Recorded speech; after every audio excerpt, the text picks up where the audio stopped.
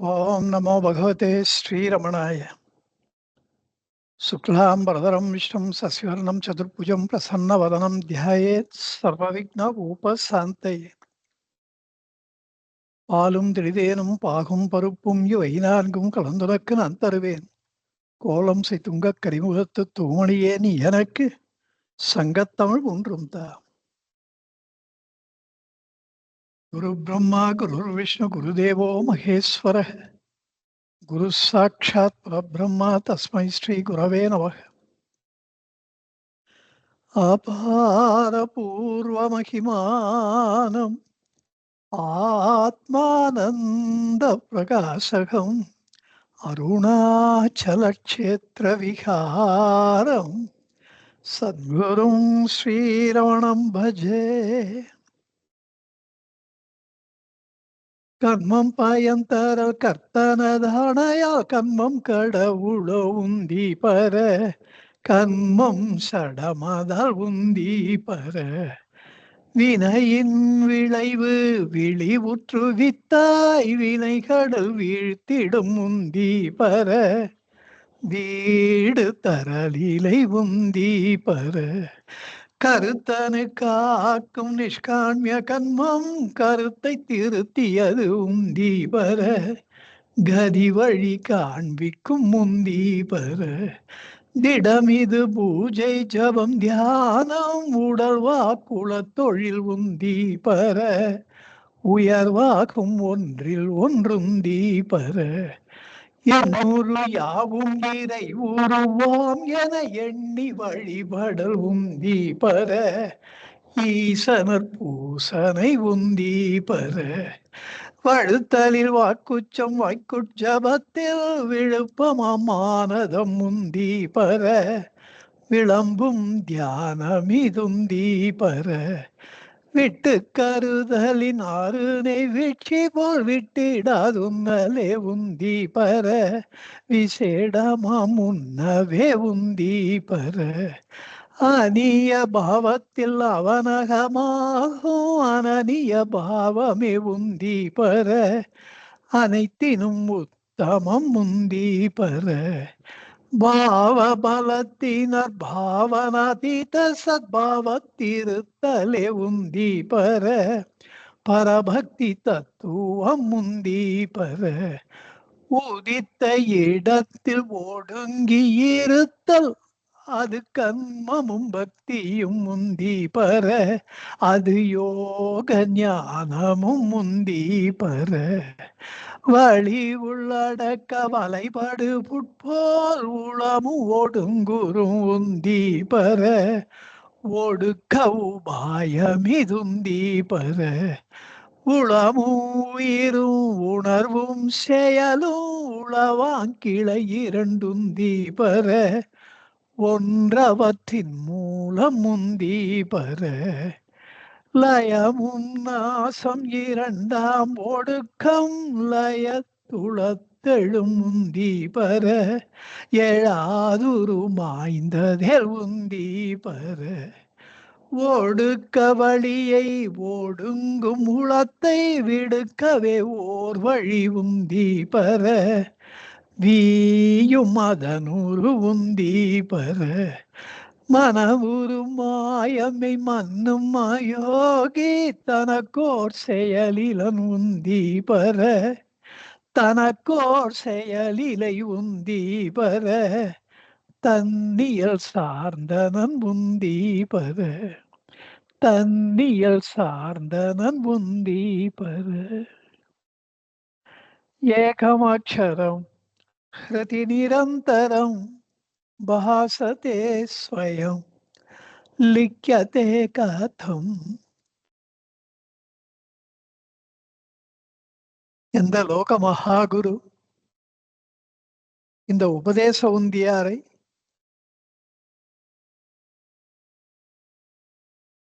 ஆறுகவன முனிவர்களுக்கு செய்த உபதேசத்தை மறுபடியும் எங்களுக்கு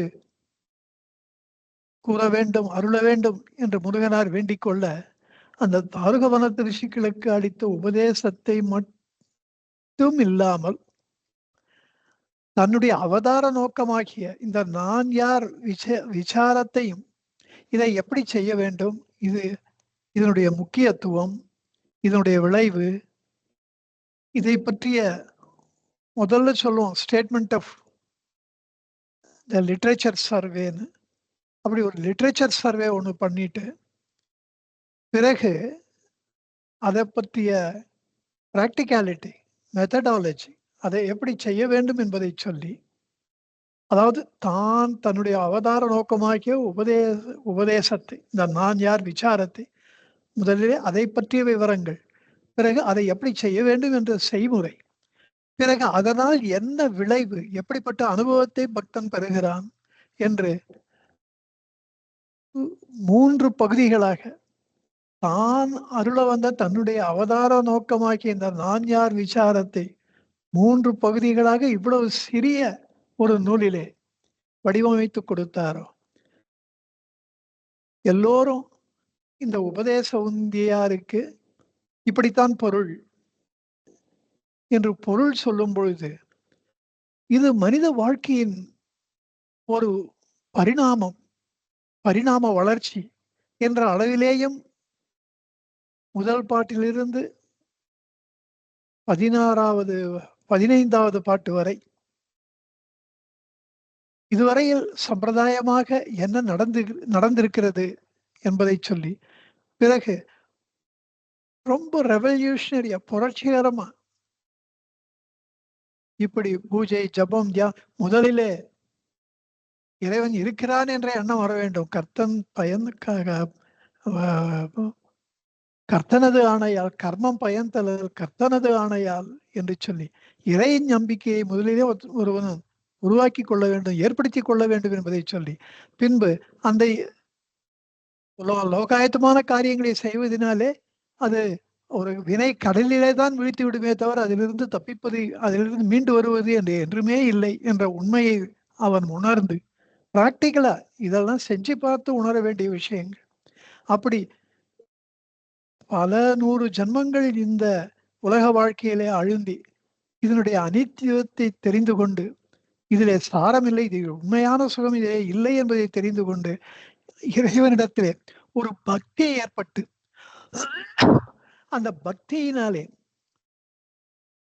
பூஜை ஜபம் தியானம் செய்து வாழ்த்துதில் வாக்குச்சம் வாக்கு ஜபத்தில் விழுப்பமாம் மானதம் என்றெல்லாம் புரிந்து கொண்டு தியானம்தான் உயர்ந்தது என்பதை புரிந்து கொண்டு பிறகு தைலதாரையாக அந்த தியானத்தை செய்து, அப்பொழுது செய்கின்றவன் யாரை குறித்து செய்கின்றோம் என்னும் பொழுது அந்நிய பாவத்திலே அவநகமாகும், அனநிய பாவமே அனைத்திலும் உத்தமம் என்பதை புரிந்து கொண்டு இப்படி இந்த evolution of this spiritual progress, இப்படி ஒரு பொருள் எல்லாரும் இந்த உபதேச உந்தியாருக்கு பொருள் சொன்னா கன்வென்ஷன்ல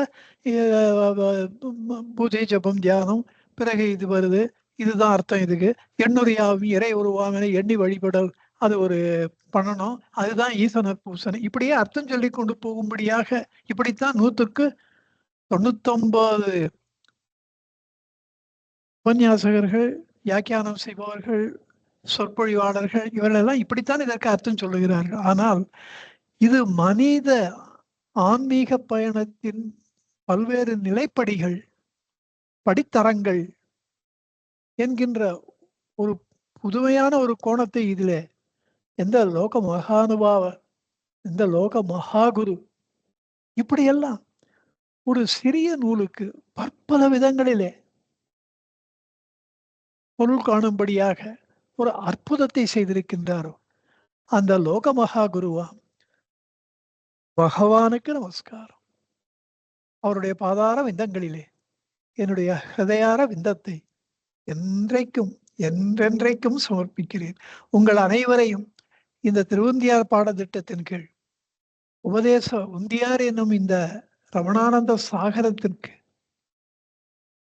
இந்த சாகரத்தை விரித்து வைப்பதாகிய இந்த 17வது வகுப்புக்கு அன்போடு வரவேற்கிறேன். இதிலே எப்படியெல்லாம் மனிதன் தன்னுடைய உண்மையான இயல்பை தெரிந்து கொள்ளுகிறான். இதுல பிராணாயாமத்தில அகப்பட்டுக் கொள்ளக்கூடாது. அது ஒரு பரிணாமம். அதிலே சிக்கிக்கொள்வது. அதையும் மீண்டு, அதிலிருந்தும் மீண்டு, மனத்தின் உருவை மறவாது உசாவ ஆ மனமென அதாவது மன உருமாய மெய் மன்னுமாய் யோகி. அங்க யோகி என்றால் ஞானி என்று பார்த்தோம். யோஜ் என்கின்ற அந்த ஒன்றுகளத்தை செய்து முடித்தவர் என்று பார்த்தோம். அந்த ஞானி கிருதகிருத்தியனாக முற்றிலும் அகர்த்தாவாக விளங்குகின்றதுனாலே தனக்கோர் செயலில்லை. மேலும் செயல்படுவதற்கு ஒன்றுமில்லை. அவன் முற்றிலும் அகர்த்தாவாக தான். ஏனென்றால் அவன் தன்னியல் சார்ந்தவன். தன்னுடைய உண்மையான சுபாவத்தை அவன் தெரிந்து கொண்டு விட்டான் என்றெல்லாம் இவ்வளவு நிலைப்படிகள் இதிலே இருக்கின்றன. ஆனால் இது சம்பிரதாயமாக ஆண்டாண்டு காலமாக, நூற்றாண்டு நூற்றாண்டு காலங்களாக, யுக யுகமாக இப்படித்தான் ஆத்ம ஞானத்தை மனிதன் அடைந்திருக்கிறான். பகவான் வந்த பின்புதான் இதுக்கு ஒரு நேர் மார்க்கம் இருக்கின்றது. மனமே மாயை. அந்த மனதை மாய்த்தலே நாம் வாழும் வகை. மனதை அந்த மனம் மாய் வழி யாதெனில் அந்த மனதை ஆய்தலே என்று ஒரு சுருக்கு வழி காட்டிய இந்த மனித குலத்தை ஆட்கொண்ட பகவானுடைய அந்த பெரும் கருணைக்கு ஒரு எல்லையே இல்லை. 100 ஜென்மங்களை கட் ஷாட் பண்றார் பகவான். இந்த நான் யார் என்ற விசாரத்தினாலே, இந்த நான் யார் என்ற இந்த பெரும் வேள்வியை, இந்த யஜ்ஞத்தை ஒரு சேர அறிஞர்கள் எல்லாம் இது மகா யோகம், சதுர் யோகங்களுக்கும் மேலானது. அங்க உதித்த இடத்தில் ஒடுங்கி இருத்தல் அது கண்மமும் பக்தியும் உந்தி பெற, யோக ஞானமும் உந்தி பெற என்ற அந்த சதுர் யோகங்களுக்கெல்லாம் எத்தனையோ மடங்கு உயர்ந்தது இந்த மகா யோகா. மகா யோகம் என்று சொல்லப்படுகின்ற இந்த நான் யார் விசாரம் என்கின்ற இந்த விஷயத்தை இந்த நூலிலே 50% பாதி அளவு சம்பிரதாயமாக செய்யப்பட்ட என்ற முயற்சிகள், அதனாலே இந்த ஞானம் எப்படி அடையப்படுகின்றது என்பதையெல்லாம் விளக்கியவர். மீதி 50% அதுக்கு 15 பாட்டுன்னா இதுக்கு 14 பாட்டு, கிட்டத்தட்ட அதே அளவுதான். அப்படி இந்த நான் யார் விசாரத்துக்கு அவர் ஒதுக்கி இருக்கின்ற அந்த ஒரு உண்மை, it should be striking for us. நமக்கு அது உண்மையை புரிய வைக்க வேண்டியது எவ்வளவு முக்கியமானது என்பதை நமக்கு அது புரிய வைக்க வேண்டும். சொல்கிறார், வெளி விடயங்களை விட்டு மனம் தன் ஒளி உருவோர்தலே உந்தி பர, உண்மை உணர்ச்சியா முந்தி பர. இந்த வெளி விஷயங்களை எல்லாம் விட்டு, அதாவது முதலில் மனம் புறமுகப்படுவது தவிர்க்கப்பட வேண்டும். அது மட்டும் போராது. இந்த மனதிற்கு ஒளி எங்கே இருந்து வருது என்று அகமுகப்பட்டு பார்க்க வேண்டும். அந்த ஒளி உரு ஓர்தலே உண்மை உணர்ச்சியாம். மற்றைய உணர்ச்சிகள் எல்லாம் பொய்யகந்தை உணர்ச்சிகள். இத உண்மை உணர்ச்சியாம் என்று ஏன் சொல்கிறார் என்றால், அந்த ஆத்ம ஞானத்தை அடைந்து விட்டால் அதுக்கு கரெக்ட் டெர்மினாலஜி உணர்வு. அதையும் சொல்றார், உள்ளது உணர உணர்வு வேறு இன்மையின் உள்ளது உணர்வாக முந்தி பெற, உணர்வே நாமாய்வுளம் முந்தி பெற. அங்க உணர்வுன்ற வார்த்தையை அங்க கொண்டு வரார். பிகாஸ் அது ஆத்ம ஞானத்தை அடைந்த நிலை. இங்க ஆத்ம ஞானத்தை அடையாததினாலே இந்த மனமானது புறமுகப்படுதலை தவிர்த்து அகமுகப்பட ஆரம்பிப்பதினாலே இதை உணர்ச்சி என்றார். மனதுக்கு உரியது உணர்ச்சி, ஆன்மாவுக்கு உரியது உணர்வு. இது இலக்கிய உலகத்திலே அவர்களாக வைத்துக் கொண்டிருக்கின்ற ஒரு வேறுபாடு, வரைமுறை, ஒரு இலக்கிய மரபு. எப்படி அகம் அகம் என்றால் ஆத்மா என்றும், அகம் என்று ஒரு முறை சொன்னால் ஜீவான்மா, அகந்தை என்றும் எப்படி ஒரு இலக்கிய மரபு ஏற்பட்டிருக்கின்றதோ அதை போல இது. தமிழ் மொழியில தான் அந்த ஸ்பெஷாலிட்டி. நான் என்றால் அகந்தை, தான் என்றால் தான் தான் என்று தடைப்பதாகிய தான் என்ற உணர்வு, அதுதான் ஆத்மா. அது தமிழுக்கே, அந்த தான் என்ற வார்த்தை தமிழுக்கே ரொம்ப ரொம்ப ரொம்ப தனிப்பெரும் சிறப்பு என்பதை பார்த்தோம். இங்க அதனால தான் உண்மை உணர்ச்சியாம் என்கிறார். இது மனதை ஒட்டியதுனாலே. இதுல இன்னொன்னு நம்ம அப்பவே உள்ளது 40லயே பார்த்தோம். ஒரு ஒளி ஒரு பொருள் மீது பட்டாதான் நம்ம அதை பார்க்க முடியாது. நம்ம இந்த தன்மையை மறந்து முன்னிலை படற்கைகளையே பார்க்கிறோம். அதன் மேலெல்லாம் அந்த வெளிச்சம் விழுவதினாலே அதெல்லாம் உடனே சட்டுன்னு கண்ணுக்கு படுறது. ஆகவே இந்த தன்மை எழுந்த பின் ஆட்டோமேட்டிக்கா தன்னிச்சையாகவே முன்னிலையும் படற்கையும் எழுகின்றன. அதனால எண்ணங்கள் விரிவடைந்து கொண்டே போகின்றன, புறமுகப்பட்டு கொண்டே இருக்கின்றன. அகமுகப்படுதல் என்ற எண்ணமே இல்லாமல் போகின்றது. அப்பொழுது அந்த முன்னிலை படற்கைகள் மீது விழுகின்ற ஒளி தன் மீது விழும் பொழுதுதான் நமக்கு இந்த தன்மை உணர்வு ஏற்படுகிறது. அது நம்ம கவனத்துக்கு வருகின்றது. தன்மை உணர்வு இல்லைன்னா நம்ம ஜீவிக்க போறதே இல்லை. ஆனா அதை நினைச்சு பார்க்கறதே இல்லை நம்ம. சூரியன் ஆத்மான்னு வச்சுண்டா இதெல்லாம் ரொம்ப விஸ்தாரமா முன்ன பார்த்திருக்கோம். அதிலிருந்து வருகின்ற ஒரு ஒளி கற்றையை போன்றதுதான் ஒரு ஜீவான்மாவிலே புகுந்து கொள்கின்ற அந்த உணர்வு, ஆன்மா உணர்வு ஒரு ஒளிக்கற்றையாக உள்ளே நுழைகின்றது. அது நுழைகிறது, அது இருந்து கொண்டே இருக்கின்றது. இப்போ ஒளிக்கற்றைகள் வேறு, சூரியன் வேறுன்னு சொல்ல முடியுமா? ஒளிக்கற்றைகள் part and parcel of the sun. அதனிடமிருந்து அந்த ஒளிக்கற்றை வந்தாலும் முழுக்க முழுக்க அது சூரியன் தான். எங்கோ இருக்கின்ற சூரியனை இங்க பூமியில் இருக்கின்ற நம்மோடு இணைப்பது அந்த ஒளிக்கற்றை. அந்த ஆன்ம உணர்வு அப்படித்தான் நம்மை பெரிய அந்த பரமாத்மாவிலே அது இணைக்கின்றது. அந்த எல்லா பொருள் மீது விழுகின்ற ஒளிய அந்த சூரியனை நோக்கியே திருப்பினால் ஒளி அதிலே ஒன்று கலந்து விடும். அப்படி இந்த ஒளி, மனதிற்கு ஒரு ஒளி இருக்கின்றது. அந்த ஒளியை அகமுகப்பட்டு அந்த எந்த மூலத்தானத்திலே எங்கிருந்து அது வருகின்றது என்று அதை கவனித்து அங்கே அந்த ஒளியை திருப்பினால் அந்த அகந்தை அழிந்து ஆன்ம உணர்வே நாம் என்கின்ற அந்த ஞானோதயம், அனுபவம் பிறக்கின்றது. அதற்காகத்தான் இவர் இங்க சொல்றார், மனந்தன் ஒளி உருவோர்தலே உண்மை உணர்ச்சி. இந்த மனதுக்கு ஒளி எங்க வருதுன்றத பார்க்கணும். தட் இஸ் மோர் இம்பார்ட்டன்ட் அப்படின்னு சொல்றார். இப்படி பார்ப்பதுதான் மனத்தின் உருவை மறவாது சாவ மனமென ஒன்றிலை உந்தி பர மார்க்க நேரார்க்கும் இது உந்தி பர. இந்த மனத்தின் உருவை இவ்வாறு மறவாது உசாவ. அங்க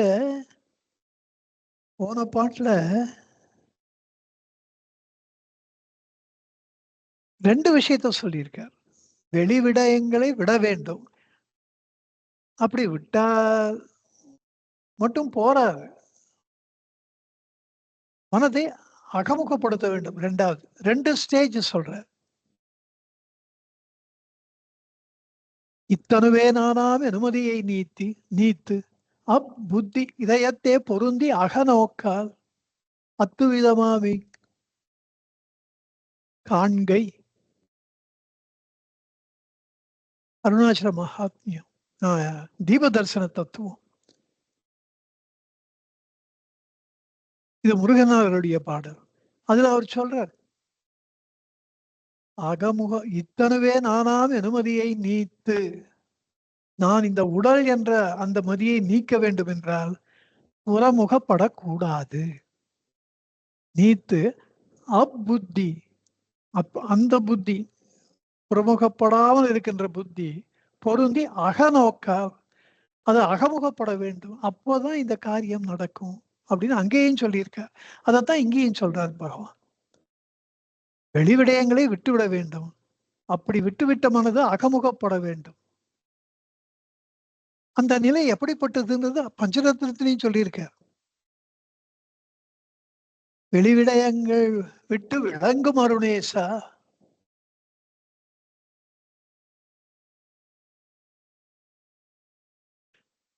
அங்க கூட வழியடக்க மனத்தால், அங்க வழியை அடக்கின யோகி காணும் யோகி அப்படின்னா பிராணாயாமம் பண்ண ஞானத்தை அடைஞ்சுடலாம். அப்படி ஒரு அந்த பாட்டுக்கு பஞ்சரத்னத்துல 4வது பாடல். வெளி விடயம் விட்டு விளங்கும் அருணேஷா, வழியடக்க நிற்கும் மனத்தால் மதனில் உன்னை யோகி ஒளி காணும் உன்னில் உயர்வரும் ஏதும். இங்க வழியடக்க நிற்கும் மனத்தால் உன்னை அப்படி சொல்லி யோகி, அப்படிப்பட்ட யோகிக்காக உடைய பிராணாயாமத்தினாலே ஞானம் அடையப்படும் ஒரு இன்டர்பிரிட்டேஷன் பகவானே சொல்லிட்டார்.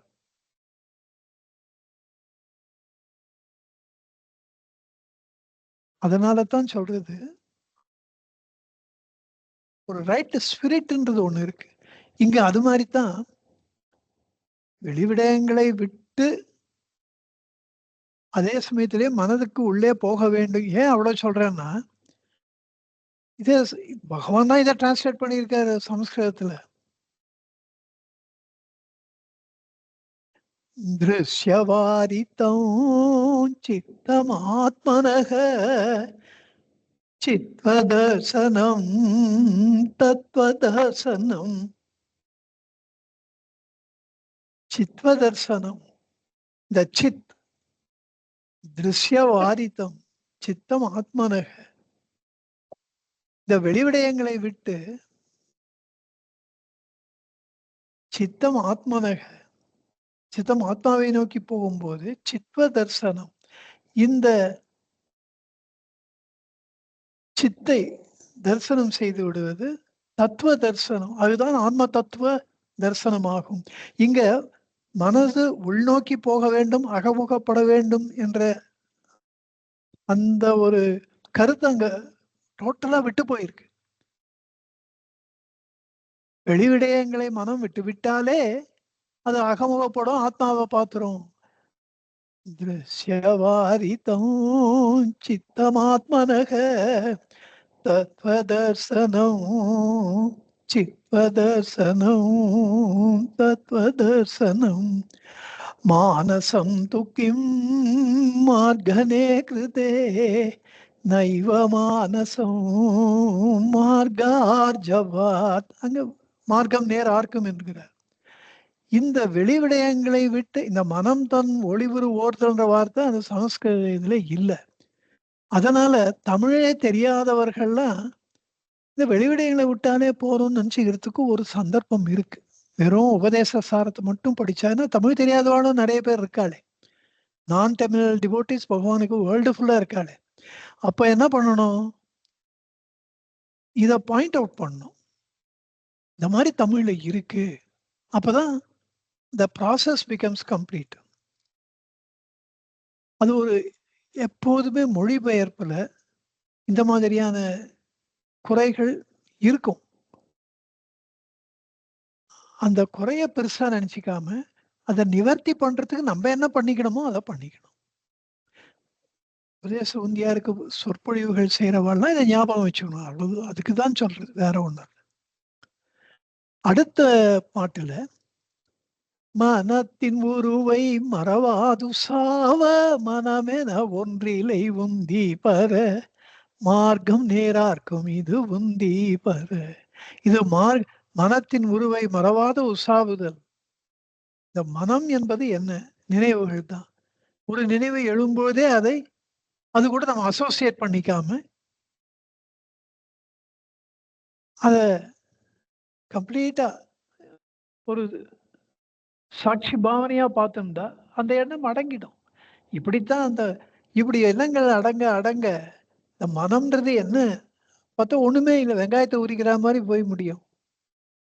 கோட்டைக்கு அப்படி எல்லா எண்ணங்களும் அழிந்து நசுப்பிக்கப்பட்டு இந்த நாம் உணர்வு மாத்திரமாக இருக்க முடியுமா என்னும் சந்தேகத்துக்கு இடம் கொடாமல் இந்த ஆன்ம விசாரத்தை கெட்டியாய் பிடிக்க வேண்டும்ன்றார் பகவான். அப்புறம் நம்மளுக்கெல்லாம் ரொம்ப ஆறுதலான ஒரு பெரும் நம்பிக்கையை ஊட்டும் வரிகளை சொல்லுகிறார். கோட்டைக்குள்ளே வீரர்கள் இருந்து கொண்டிருக்கும் வரை வெளிப்படுவார்கள். அத்தனை பேரையும் வெளி வந்து விட்டால், அவர்களை எல்லாம் நாம் மாய்த்து விட்டால் கோட்டை வசப்படும். வசப்படாம எப்படி போகும்? அப்படி அர்த்தம் அதுக்கு. கோட்டைக்குள்ள வீரர்கள் இருக்கும் வரையிலே தானே வந்து கொண்டிருப்பார்கள். அப்போ அத்தனை பேரையும் அழித்து நாம் கோட்டையை பிடிக்க முடியுமா என்ற அந்த சந்தேகம் நமக்கு இருக்கக்கூடாது. அதுதான் அதுக்கு அர்த்தம். அது நடக்கின்ற வரையிலே மனத்தின் உருவை மறவாது உசாவ வேண்டும். அப்போ மனசுன்ற ஒன்னே இல்லைன்றது தெரியும். அப்போ அந்த மனதுக்கு மனம் என்கின்ற நாமமும் இப்ப கூட மனதுக்கு உருவம் யாராவது சொல்ல முடியுமா? மனம்ன்றது எங்க இருக்கு? எல்லாரும் மூளை எங்க மனசு இதயத்துல இருக்குன்னுவா.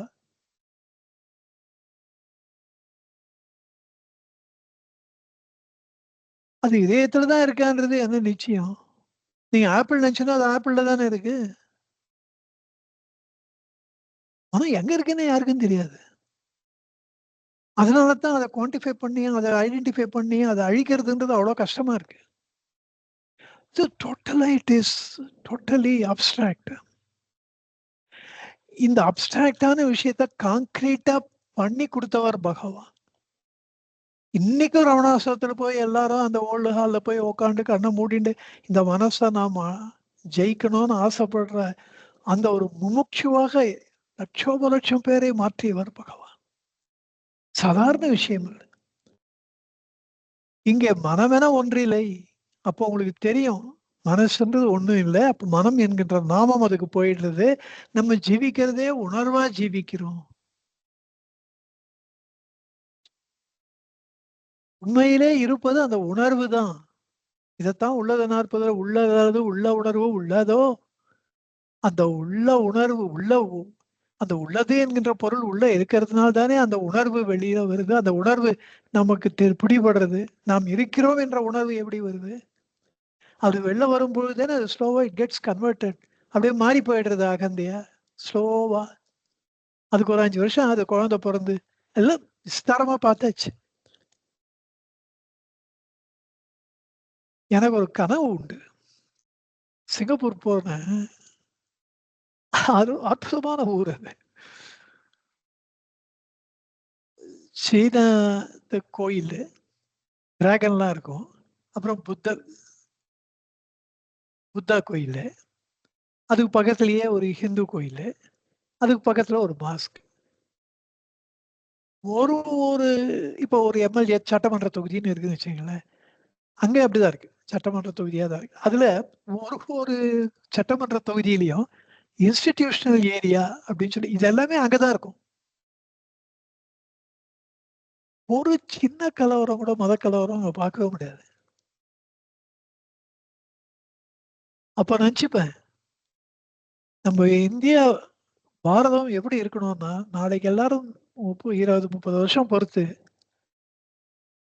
Singapore is a miniature India and India is an expanded Singapore. அப்படி எல்லாரும் சொல்லணும்.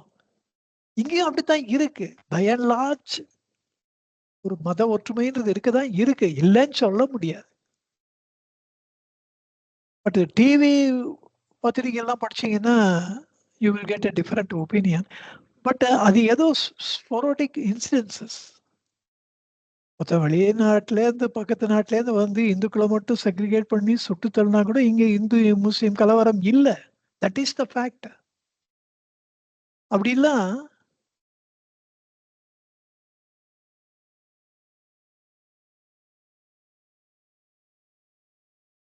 இந்த miniature Singapore and expanded India concept ஏன் எனக்கு தோத்துறதுன்னா This Upadesa Undiyar is a miniature உள்ளது 40. And உள்ளது 40 is an expanded Upadesa Undiyar. இதை விரித்துரைத்தால் உள்ளது 40. இங்க அவ்வளோ இடம் இல்லை. அங்க உள்ளது 40ல அந்த ஸ்கோப் அதிகமா இருக்கு பகவானுக்கு. அதை ஃபுல்லா யூட்டிலைஸ் பண்ணார். அவரை மாதிரி யாரும் யூட்டிலைஸ் பண்ணிருக்க முடியாது.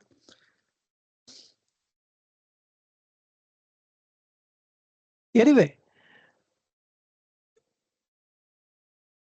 ரொம்ப கன்வென்ஷனலா பூஜை, ஜபம், தியானம், ஒரு குரு கிட்ட போனோம், எல்லாத்தையும் கத்துக்கணும், அதுக்கப்புறம் பிராக்டிஸ் பண்ணணும், 12 வருஷம் குரு கிட்ட இருந்து கத்துக்கணும்னு முதல்ல அந்த பக்தி வரணும், அதுக்கு தகுந்த குரு கிடைக்கணும். விவேக சுடாமணி எல்லாம் படிச்சால்னா எவ்வளவு குரு வந்து சிஷ்யன் மேல அக்கறை எடுத்துக்கிறாருன்னு தெரியும். கடைசியில அந்த சிஷ்யன் வந்து நான் பிரம்மவானேன்னும் போது அந்த குருவுக்கு என்ன ஒரு சந்தோஷம். அந்த சிஷ்யன் பேச பேச அனுபவத்தை சொல்ல சொல்ல என்ன ஆனந்தமா கேட்கிற. கடைசியா அவர் என்ன தெரியுமா சொல்ற, நீ நல்லா தப்பிட்டு ஆயிட்ட, உனக்கு இனிமே நான் சொல்லிக் கொடுக்க வேண்டியது ஒண்ணும் இல்லை, உனக்கு அனுபவம் கூடி விட்டது. நீ இப்ப என்ன தெரியுமா பண்ணணும், எங்கிட்டயே இருந்து டைம் வேஸ்ட் பண்ணாத, யூ பிரான்ச் அவுட், வெளியில போ, மற்றவாளுக்கு சொல்லிக் கொடு. ஆனால் பக்குவைகளுக்கு சொல்லிக் கொடு, எல்லாருக்கும் சொல்லாத. சொல்லி கொடுத்துடணும், நீ கத்துண்ட, உனக்கு இது அனுபவமா இருக்கு, அதனால அந்த எண்ணத்தை விடு. முற்றிலும் அகர்த்தாவாக இரு. பக்குவைகள் வந்தா சொல்லி கொடுக்காம இருக்காது. இதுதான் நீ எனக்கு பண்ற கைங்கரியம், பிரதிபலம். நான் என்கிட்ட சொன்னதுக்கு எனக்கு நீ செய்யற குரு தட்சணை இதுதான். அப்படி அவ்வளோ டஃப் பாத்து, கடினமான பாதை, ஆன்மீக பாதை. அதுக்கு அவ்வளவு முயற்சி, அவ்வளவு உடம்ப வருத்திக்கணும். இப்படி எல்லாம் ஆத்ம ஞானத்தை அடைஞ்சு வருதானே ராமகிருஷ்ண பரமஹம்சர், ஷிர்டி பாபா, எல்லாரும் அப்படிதான். பகவானுக்கு முன்னாடி வந்தவ எல்லாரும் அப்படித்தான். பகவானுக்கு அப்புறம் வந்த முருகனார் மாதிரி அந்த மாதிரி நிறைய பேர் இருக்கா, வெளியில தெரியல.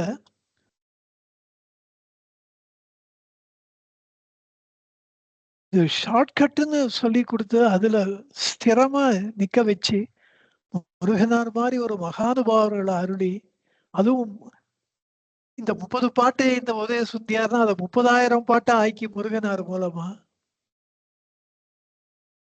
ஒரு அற்புதம். அவ்வளோ பண்ணிட்டு சொல்ற, அப்படி பண்ணிட்டு தான் சொல்றார் பகவான், மார்க்கம் நேரார்க்கும் இது உந்தி பாரு.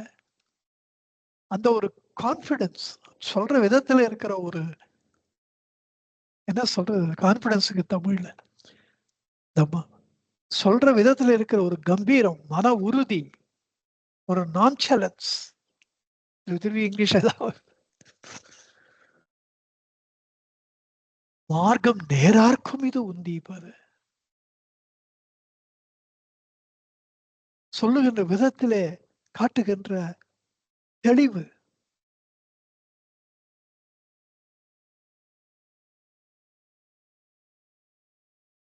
இந்த நான் யார் என்று தம்மை தெரிந்து கொள்ள வேண்டும் என்பது உபனிஷத்துல இருக்கு. பகவானே சொல்றாரு, இது வந்து புதுசா கண்டுபிடிக்கிறது இல்லை, ஏற்கனவே இருக்கிற பாதை தான். இருக்கிற பாதையை திறந்து வைத்தவர் பகவான். அந்த பாதை பரிபூர்ணமா அடைந்து போயிற்று. அதை யாரும் திருப்பி ஃபோர்ஸிபிளா திறந்து வச்சது யாரும் வரல, பகவான் தான் அதை பண்ணியிருக்காரு. அது அவ்வளவு சுலபமான காரியமும் இல்லை. அப்புறம் சொல்றார், இதுல உந்தி பெற என்பதுக்கு அர்த்தமும் அதுல சேர்றது. இப்ப நீங்க அப்படியே நீங்களே சேர்த்துக்கலாம். அது உந்தி பெற நமக்கு கொடுக்கின்ற அட்வைஸ். இது மார்க்கம் நேரார்க்கும், இது நேரான மார்க்கம் அப்பா. Do your sadhana with redoubled force. 2 மடங்கு தன்னம்பிக்கையோடு இந்த காரியத்திலே தொடர்ந்து செய். எண்ணங்களே மனம் யாவினும் நானேனும் எண்ணமே மூலமா முந்தி பர யானா மனமெனல் உந்தி பர. யானாம்னு இருக்கு, அது எம்மு கிடையாது. யானா மனமெனல், நான் தானா, நான் இந்த மனமா, அப்படி கேட்கணும். மனம் என்பது எண்ணங்களுக்கு அப்பாற்பட்டு இல்லை. இந்த எண்ணங்கள் அத்தனைக்கும் அடிப்படை நான் என்கின்ற உணர்வு. அதைத்தான் உள்ளது நாற்பதில் அவ்வளவு பெருசா பார்த்தோம். இதை நான் எக்ஸ்பிளைன் பண்ணோம்னா திருப்பி உள்ளது 40 கிளாஸ் எடுக்க வேண்டியதுதான். யாவினும் இந்த நான் என்கின்ற அந்த உணர்வு எப்படி ஸ்லோவா அகந்தையாகின்றது, அதுதான் மூல எண்ணம். அந்த நான் யார்? நான் இந்த மனமா? மனம் என்பது என்னுடைய உடைமை பொருளா அல்லது என்னை உடையவனா? மனம் நான் உடையவனா, எஜமானனா, அல்லது இந்த மனமும் என்னை ஆட்டி வைக்கின்ற உடையவனா? இந்த உடல் எனக்கு எப்படி ஒரு உடைமை பொருளோ அப்படி மனமும் ஒரு உடைமை பொருள் என்னும் பொழுது, உடைமை பொருள் என்றைக்காவது எப்பொழுதாவது எந்த விதத்திலாவது எப்படியாவது அது உடையவனாக முடியுமா? ஒரு காலம் இல்லை. யானா மனமென், நான் இந்த மனமா? அங்க உள்ளது 40 கேட்கிறாரு, நான் உடம்போ?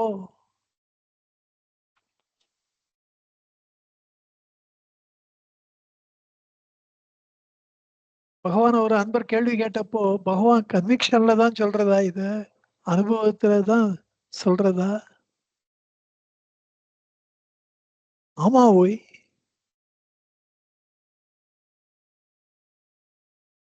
அது இல்லாம சொல்ல முடியுமா? நான் உடம்பு, அது நான் உடம்போன்றத ஒரு கேள்வி கேட்கிறாருன்னா, நாம் இந்த உடல் அல்ல என்பது பரிபூர்ணமா உணர்ந்த நிலையில தானே அந்த கேள்வியே வரும். இல்லைன்னா அவ்வளவு தைரியமா அந்த கேள்வி கேட்க முடியுமா? அப்படித்தான் நீங்க யானா மனம் என்ன, நான் இந்த மனமா என்பதை நீங்கள் கேட்க வேண்டும்.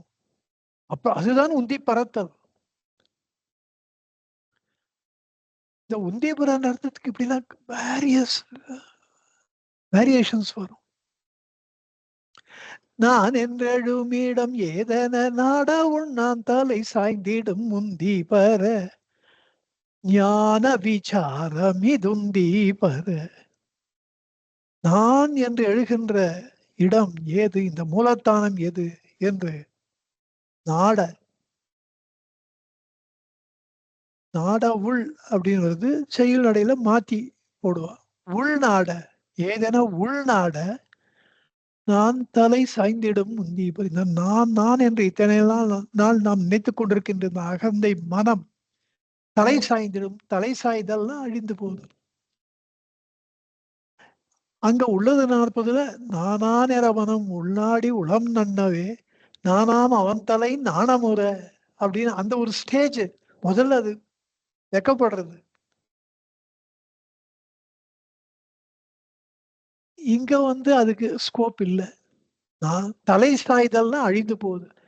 ஃபைனல் ஸ்டேஜ் சொல்லிடுறார், அந்த நான் என்கின்ற அகந்தை தலை சாயும், அழிந்து போகும். இப்படி நான் யார் என்று தன்னை விசாரிப்பதுதான் ஞான விசாரம். ஞான விசாரம்னா ஏதோ அல்ல, அகம் பிரம்மாஸ்மின்றது இல்ல. ஞான விசாரம்னா அகம் பிரம்மாஸ்மி, தத்துவமசி, அயம் ஆத்மா பிரம்மா, பிரக்ஞானம் பிரம்மா, இதெல்லாம் ஞான விசாரம். மகா வாக்கிய விசாரம்லாம் சொல்லுவார். ஆனா உண்மையான ஞான விசாரம் நான் யார் என்று தன்னை விசாரிப்பதுதான். அப்படி விசாரிச்சா என்ன நடக்கும்? எவ்வளவு ஃபாஸ்டா மேல மேல போறாரு பாருங்க. என்ன அவ்வளவு ஸ்கோப் கம்மியா இருக்குது. இப்ப பாட்டு இடம் இல்லை. நான் ஒன்று தானத்து நான் நான் என் ஒன்றது தானாக தோன்றுமே உந்தி பர தானது பூன்றமா முந்தி பர. நான் என்று ஒன்று தோன்றிடும், தோன்றிடும் நான் அன்று பொருள் போன்றவது தானாம் பொருள் உள்ளது 40.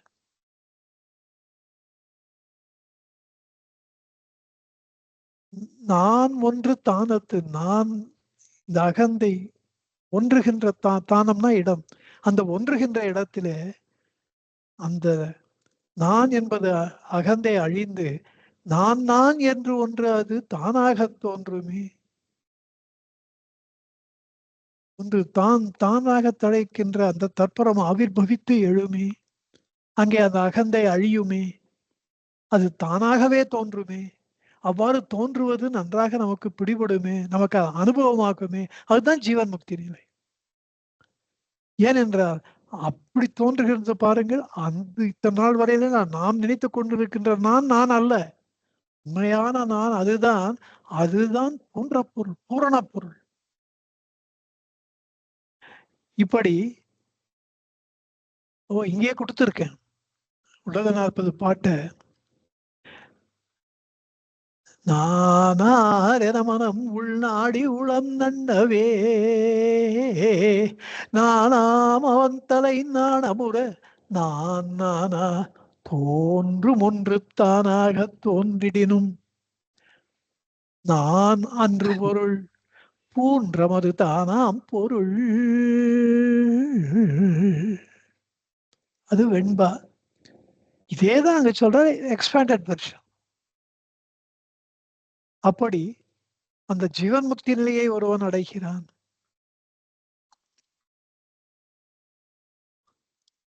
அடுத்து விதேக முக்திக்கு போறார்.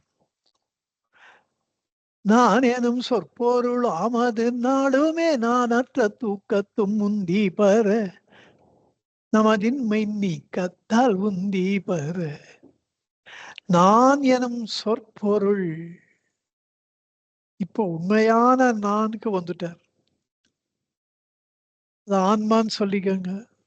மோட்ச பதம், முக்தி நிலை, சகஜான்ம நிலை, எப்படி ஒண்ணா சொல்லி, துரியம், துரியாதீதம்.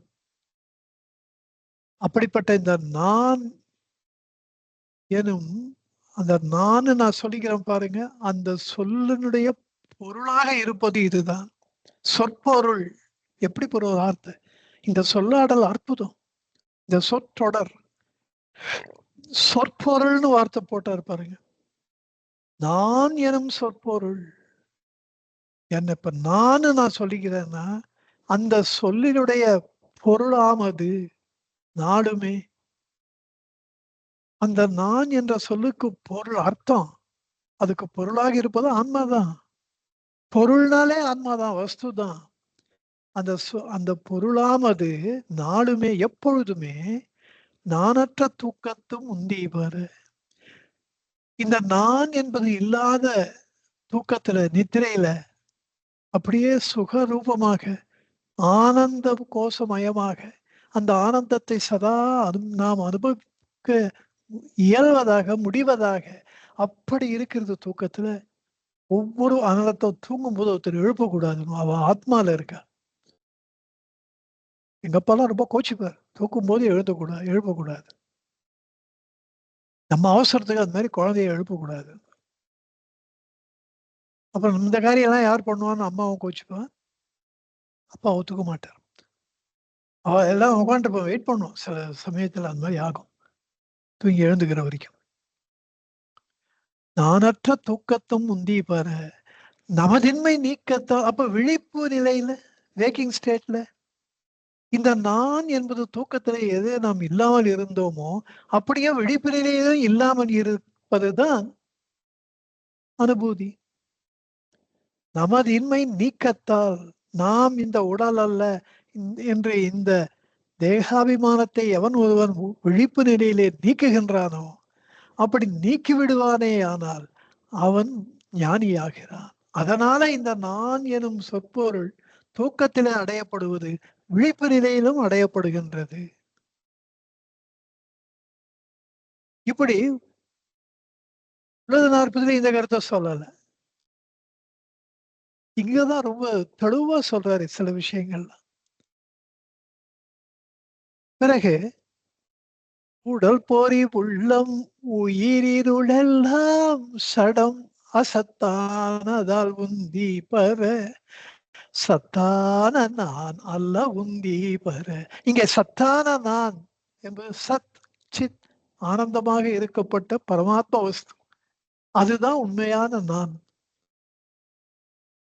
இந்த உண்மையான நானாக இந்த உடலோ, கர்மேந்திரியங்களோ, ஞானேந்திரியங்களோ, ஐம்பொறிகளோ, இந்த உள்ளம் என்பது இங்கே மனதோ, உயிர்னா மூச்சு, பிராணனோ, இருள், ஆனந்தமய கோஷத்திலே இருள்ல இருக்கும். அதனால நம்ம ஆத்மாவில இருக்கோம், அனுபூதி அடைஞ்சிட்டோம்னு அர்த்தம். அது இருள்ல இருக்கோன்றத இங்க இண்டிகேட் பண்றார். அதற்காக தான் அங்க இருள்ன்ற வார்த்தையை போட்டார். இந்த இருளிலே நாம் மூழ்கி இருக்கிறோம். இன்னொரு அர்த்தம், இந்த உடல், பொறி, உள்ளம், உயிர் எல்லாமே இருள் தான். இருள் எல்லாம் தடம் அசத்தானதால். இவை அசத்து எல்லாம். இவையெல்லாம் ஜடம், உயிர் இல்லாதது, இன்சென்டியட், உயிர் அற்றது. நாமோ உயிருள்ள பொருள். The consciousness is absolutely virulent. ஆக்சுவலா இது நமக்கு உள்ள இருக்கு. சில விஷயங்கள்லாம் சொன்னா நீங்க பயந்தே போயிடுவீங்க. தப்பு பண்ணணும்னே மனசுல தோணாது. இது நமக்கு உள்ள நம்மள கவனிச்சுட்டே இருக்கு. ஒரு ஜென்மம் இல்லை, 2 ஜென்மம் இல்லை. ஜென்ம ஜென்மத்துக்கு எவ்வளவு ஜென்மங்கள் நம்ம எடுத்தாலும் தொடர்ந்து நம்ம கூட வருது. தப்பு பண்ற அயோக்கிய பசங்களெல்லாம் அவர்களுக்கு சுகமா, சௌக்கியமா, அதிகாரத்தோட with money power, with muscle power, with position அப்படியே அமர்க்களமான வாழ்க்கைய வாழற மாரி இருக்கும். ஒரு சீஃப் மினிஸ்டர் வந்து காங்கிரஸ்ல இருந்தாரு. எ ஒரு அந்த டெல்லியில போயிட்டு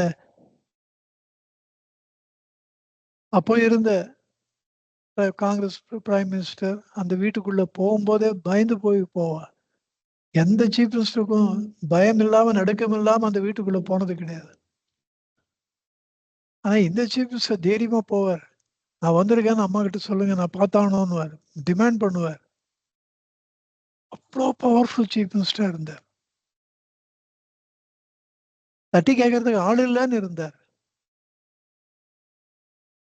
உலகமே அவர் காலடியில விழுந்து கிடந்தது. மறுபடியும் எலெக்ஷன்ல ஜெயிச்சு வந்தார். ரொம்ப அமோகமான விக்டரியோட வந்தார். பட் சடன்னா நமக்கு மேல ஒருத்தன் இருக்கான், நம்மள பார்த்துட்டு இருக்கான். அது அவன் நமக்கு உள்ளேயே இருக்கான். Then all it will, the truth or உண்மை or this ஆத்மா, whatever you call it, அது என்ன பண்ணும், தப்பு பண்றவாளை கவனிச்சுட்டே இருக்கும். மடாது மடாது போல் பாவம் செய்வாரை நிழல் போல் விடாது போய் பற்றும் விதியின் விளைவே என்றார் ரமண புராணத்தோட முருகனார். அது பகவான் எழுதின வார்த்தைகள் கடைசியில வருது. மடாது போல், மடாது கொஞ்சம் கூட லிமிட்லெஸ்ஸா, லிமிட்டே இல்லாம பாவம் செய்வாரை நிழல் போல், அவர்களை தொடர்ந்து அவருடைய நிழல் போல் அவர் கூடயே போய் விடாது போய் பற்றும் விதியின் விளைவு, விடாது அவர்களை பற்றி அவர்களை அழித்து விடும். அதாவது it will close all options of escape. தப்பிச்சுக்கவே முடியாத மாதிரி ஒரு சூழ்நிலையை உருவாக்கும். கொஞ்சமா. அது அவளுக்கே தெரியாது. அவ ரொம்ப இருமாந்து இருப்பார்கள், ரொம்ப கர்வத்தோட இருப்பார்கள். அது ஸ்ட்ரைக் பண்ணும்போது டோட்டலா தே வில் கெட் டெஸ்ட்ராய்ட். தப்பிச்சுக்கிறதுக்கு வழியே இல்லாதன்ற மாதிரி பண்ணும். அப்படிப்பட்ட அந்த உண்மை என்பது உயிரற்றதா? அது உயிர் உள்ளது. அந்த கான்சியஸ்னஸ், உணர்வு எப்பொழுதுமே உயிரற்றதாக மாற முடியாது. அதனால தான் உயிர் இருப்பதனால தான் அது முருகப்பெருமானாக உருவெடுக்கின்றது, சிவபெருமானாக உருவெடுக்கின்றது, அனைத்து கடவுள்களாக உருவெடுக்கின்றது, சர்வசக்திமானாக இருக்கின்றது, ஃபார்ம்லெஸ்ஸா இருக்கு. அது ஒரு மாபெரும் எனர்ஜி, சக்தி. அதை மீறி செயல்பட்டால் சர்வநாசம் நிச்சயம். அது ஏதோ விட்டு கொடுக்குது. அது நம்மளுக்கு என்ன பண்ணும், நமக்கு உள்ளேயே இருந்து கொண்டு நம்மளுக்கு அறிவுறுத்தும். நீ பண்றது தப்புப்பா, திருத்திக்கப்பா. மற்றவர்கள் யாருக்குமே தெரியாத பொழுது அது நமக்கு புரிய வைக்கும். நம்மளுக்கு தெரியும் நம்ம தப்பு பண்ணோம். அப்போ வெக்கப்படக்கூடாது. தப்பு பண்ணிட்டேன்னு ஒத்துக்கணும். அது மாதிரி ஒத்துண்டவா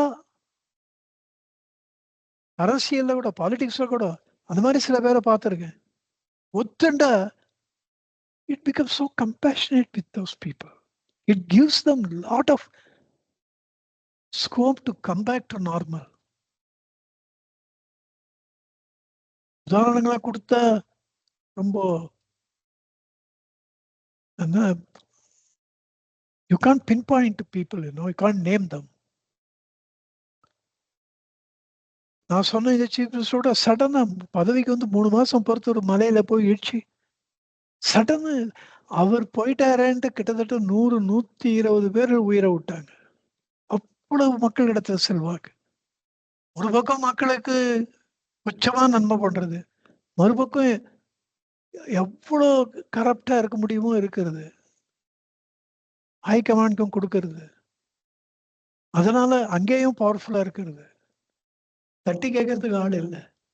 தட்டி கேட்டவர் கடவுள். அந்த கடவுள் என்பதுதான் இந்த பரமாத்ம சக்தி. அதனாலதான் நம்ம கான்ஸ்டிடியூஷன்லயே நம்ம பெரியவாள்லாம் உணர்ந்து எழுதியிருக்கா. சபரிமலையில ஐயப்ப சுவாமியோ, ஏகாம்பரீஸ்வரர் காஞ்சிபுரத்து ஏகாம்பரீஸ்வரரோ,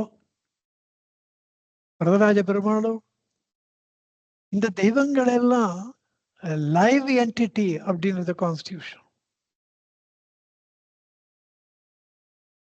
உயிரற்றது அல்ல.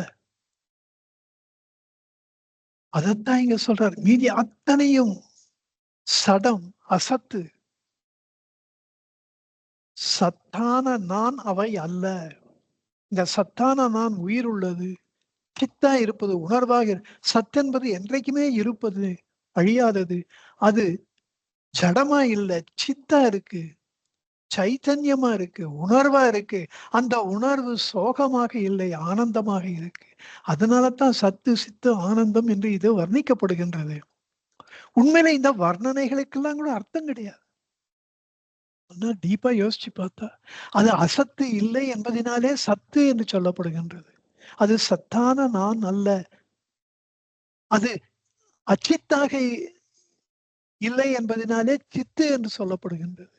அது சோகம் அல்ல, துக்கம் அல்ல, அதனால ஆனந்தம் என்று சொல்லப்படுகின்றது. உண்மையிலே இது இவை எல்லாவற்றையும் தாண்டி இதை சத்துன்னு பாவித்தாலே அந்த பாவமே ஒரு பந்தமா முடியும். இதை ஜோதி என்று பாவித்தாலே அந்த பாவமே ஒரு பந்தமா முடியும். இது எதுவுமே இல்லை. எல்லா எண்ணங்களும் மற்ற தான் மாத்திரமாக நாம் தழைத்துக் கொண்டிருப்போமே. ஆனால் தன்னந்தனியனாக தன்னன் தனி நின்றதுதான் அது. தன்னன் தனி நின்றது தற்பரமே. அருணகிரியார்.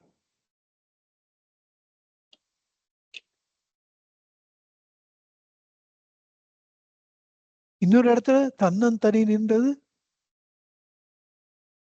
எவ்வாறு பிறருக்கு இதை சொல்ல முடியும் என்கிறார் அனுபூதியில், கந்தர் அனுபூதி. குறியை குறியாது குறித்தறியும் நெறியை தனிவேளை நிகழ்த்திடலும் செறிவற்று உலகோடு உரை சிந்தையுமற்று. இந்த உலக ஞாபகம் போயிடுதுன்னா தேக பிரக்கியை போயிடுது. அறிவோடு அறியாமையும் அற்றதுவே. இது எதுவுமே இல்லை. அறிவும் இல்லை, அறியாமையும் இல்லை. இந்த மாதிரி நினைவுகளோட நீங்க கண்ண மூடின்னு ஒரு 10 செகண்ட் இருந்து பாருங்க. அந்த உணர்வு பிடிபடும். அதை மேலும் மேலும் போஷிச்சு cherish, nourish and flourish this thought. அது தாட்டும் இல்லை, அது உணர்வு.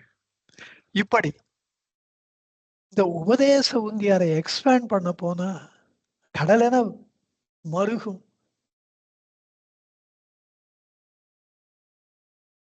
மருகும்னா தூய தமிழ், கடலென விரியும். அது சொன்னா டக்குன்னு எல்லாருக்கும் புரியும். அப்புறம் சொல்றார், சத்தான நான் அது அல்லனா அது எது என்பதை அடுத்த பாட்டுல சொல்றார். உள்ளது உணர உணர்வு வேறின்மையின் உள்ளது உணர்வாகும் உந்தி பர உணர்வே நாமாய் உளம் உந்தி பர. இப்படி நமக்கு உள்ளே இருக்கின்ற அந்த உள்ள உணர்வை, அந்த உணர்வு மாத்திரமாக நாம் உணர்வோமேயானால்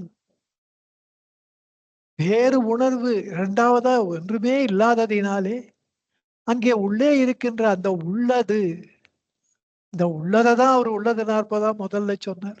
அப்புறம் தான் உதய சூந்தியார் அருளினார். முதல்ல வந்தது உள்ளது நாற்பது. அந்த உள்ளது அதை தான் நம்ம எடுத்துக்கணும். உள்ளது நாற்பதிலே சொல்லப்பட்டிருக்கின்ற சுட்டி காண்பிக்கப்பட்ட அந்த உள்ளது உணர்வாகும். அதுதான் இப்போது நீ அனுபவிக்கின்றாயே அந்த உணர்வு. உந்தி பார, இது உனக்கு நம்பிக்கையை கொடுக்க வேண்டும். இப்போது நீ கற்றுக்கொண்ட விஷயம் உனக்கு ஒரு பெரும் தன்னம்பிக்கையை கொடுக்க வேண்டும். மேலும் முயற்சி செய், முயற்சியை தளர விடாதே. ஏனென்றால் அந்த உணர்வே நாமாய் உளம் உந்தி பார. அகைன் உந்தி பார, அந்த உணர்வே நாமாக. அந்த உணர்வு யாரோ இல்லை, நாம் தான் அந்த உணர்வு. நம்ம கிட்டதான் அந்த உணர்வு இருக்கு. நாம் அந்த உணர்வாக ஜீவிக்கின்றோம். மனமாக அல்ல, உடலாக அல்ல, ஐம்பொறிகளாக அல்ல, அந்த உணர்வாக நாம் இருக்கிறோம். இதற்கு பிறகு ஒரு பெரும் விஷயத்தை சொல்லுகிறார். இதைதான் நம்ம உள்ளது நாற்பதுல பார்த்தோம். இருக்கும் இயற்கையால் ஈச ஜீவர்கள் ஒரு பொருளே ஆவார். இந்த சிங்கம் புலின்னு there not of different kinds. இருக்கும் இயற்கையா அது இருக்கின்ற அந்த இயற்கை தன்மையினாலே ஈச ஜீவர்கள், கடவுளும் இங்கே பரமாத்மா வஸ்துவும் ஜீவான் பரமாத்மாவும் ஜீவான்மாவும் அல்லது பரமனும் பாமரனும் தொழுபவனும் பரமனும் பக்தனும் ஒரு பொருளே ஆவர். இதை அடுத்த வகுப்புல வச்சுக்கலாம். இது இன்னும் ரொம்ப இன்ட்ரெஸ்டிங்கான விஷயம். சொல்வதற்கு நிறைய விஷயமும் இருக்கு. அதுக்கு பின்னாடி வர்றது ஒரு பாட்டும் லோடடா இருக்கு. தன்னை உபாதி விட்டு ஓடுவது தான் ஈசன் தன்னை உணர்வதாம். எவ்வளவு பெரிய விஷயத்த சொல்ற. கடவுளை அறிவது என்பது தன்னை தான் காணல், தலைவன் தன்னை காணல். அதை தான் சொல்றாருங்க. இங்க இருக்கும் இயற்கையால், அதுக்கும் அதான் அர்த்தம். தான் கடவுள் அன்றி இலதால் தான் அங்க உள்ளது நாற்பது. சோ இத அடுத்த வகுப்புல இதை வச்சுக்கலான்னு சொல்லி, பகவானுடைய இந்த உள்ளது நாற்பதுக்கு நிகரான கிரந்தம் நிறைய விஷயங்கள் அந்த சுருக்கமா சொல்வது என்பதுல முக்கியமா அந்த விஷயத்துல இதற்கு சமானமா எந்த நூலும் இல்லை. சுருங்க சொல்லி விளங்க வைப்பவர் பகவான் என்பதை இந்த உலகுக்கு நிரூபித்து கொடுத்த ஒரு கிரந்தம் இந்த உள்ளது உபதேச உந்தியார் என்று சொல்லி இந்த வகுப்பை இந்த அளவிலே நிறைவு செய்கிறேன். நன்றி, நமஸ்காரம். நமோ ரமணாய, நமோ ரமணாய, நமோ ரமணாய, நமோ நமோ நமோ ரமணாய, நமோ ரமணாய, நமோ ரமணாய, நமோ நமோ. सर्वे जना सुखिनो भवन्तु, लोका समस्ता सुखिनो भवन्तु, सर्वसन्मङ्गलानि भवन्तु. ओम शांति शांति शांति. हरि ओम तत्सत, हरि ओम तत्सत, हरि ओम तत्सत.